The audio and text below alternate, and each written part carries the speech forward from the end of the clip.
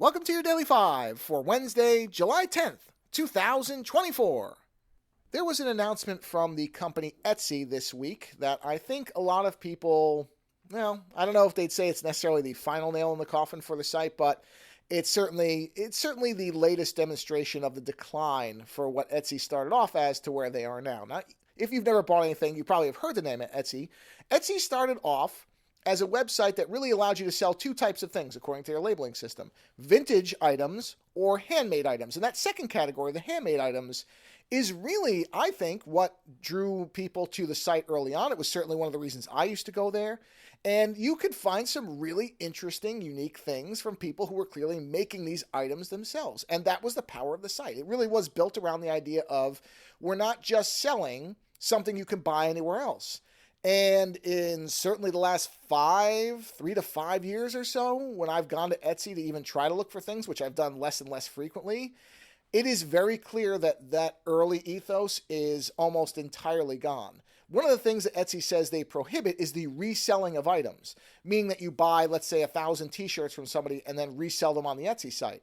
But all you have to do is search a little bit and you'll find that that's absolutely not true. They are reselling things on there. When you see different items that are literal carbon copies of each other, I'm not saying similar. Of course, certain things are going to be similar. But when you see things that are literally the same items from multiple different sellers on a page, you cannot interpret that as anything else but reselling.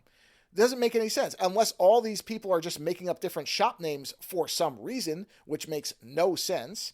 And so it has been clear that Etsy has been basically getting further and further away from where they started. And this announcement would seem to really kind of cement that, because they've gotten rid of the vintage and handmade labels and they've replaced them with the following four labels, which are designed by, handpicked by, sourced by, and made by.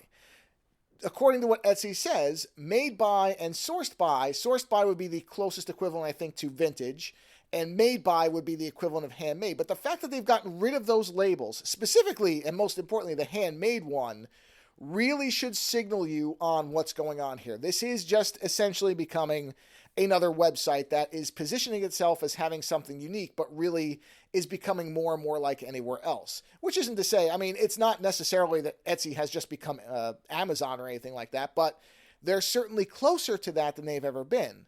And again, all you have to do is just look through certain item categories and you're going to start noticing that, it really is astounding compared to the earlier days. And don't get me wrong, there were always people that were skirting the rules. There's always going to be that. But it was far more minimal in Etsy's early days than it is now.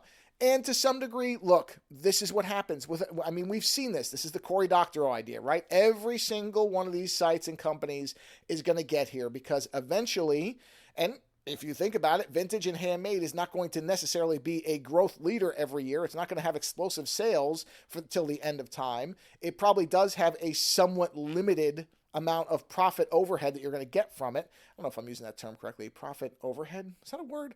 There's only so much money you're going to milk out of that over time.